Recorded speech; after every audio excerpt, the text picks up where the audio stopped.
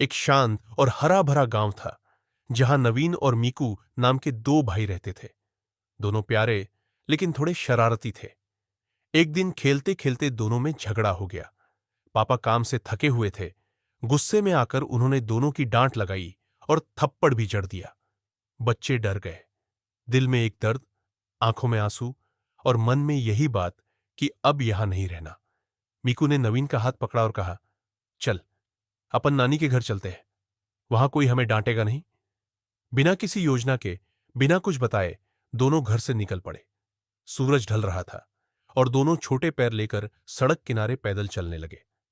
उन्हें नहीं पता था कि पाली गांव, जहां उनकी नानी रहती थी, वहां तक पैदल जाना असंभव है।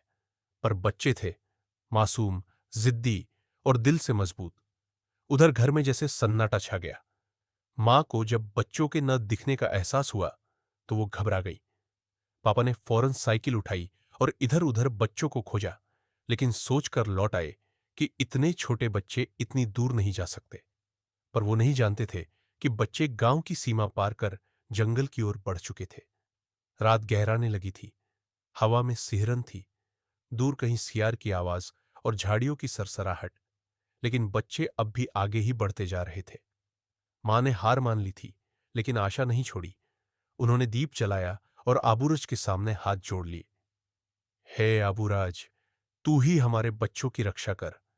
हमें नहीं पता वो कहां है, पर तुझ पर भरोसा है। उधर जंगल के कोने में एक अधेड़ उम्र का आदमी पेड़ के नीचे बैठा था, जो किसी का इंतजार कर रहा था। तभी उसने दूर से दो नन्हे साए आते देखे।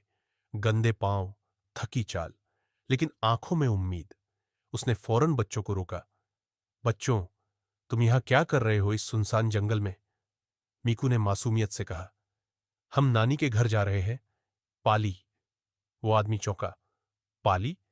ये तो यहां से कई घंटे दूर है। और ये बच्चे रात में?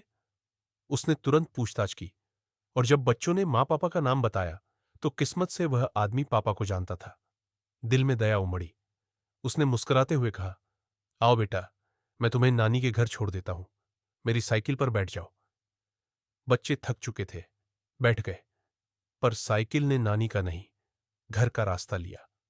कुछ ही देर में मां का रोता चेहरा और पापा की हैरानी उस रात की सबसे खूबसूरत तस्वीर बन गई। मां ने बच्चों को गले लगाया। आंखों से बहते आंसू अब खुशी की बारिश बन गए। उस आदमी का धन्यवाद किया गया, पर मां ने एक बार फिर आबूराज की ओर देखा। तेरी लीला अपरंपार है। उस दिन के बाद पापा ने बच्चों को डांटना छोड़ दिया, और बच्चे भी समझ गए, प्यार से बात करने से हर झगड़ा सुलझता है, भागने से नहीं, भरोसे से समाधान मिलता है। मैसेज: जब कोई रास्ता नहीं दिखता, तब आस्था रास्ता बन जाती है। और जब मन से निकली पुकार सच्ची हो, तो सृष्टि भी बच्चों को घर पहुंचा देती है। इस कहानी को अपने दोस्तों और परिवार के साथ शेयर करें। कमेंट में बताएं कि आपको यह कथा कैसी लगी, और हमारे चैनल को सब्सक्राइब करें ताकि आप ऐसी और प्रेरणादायक कहानियां देख सकें।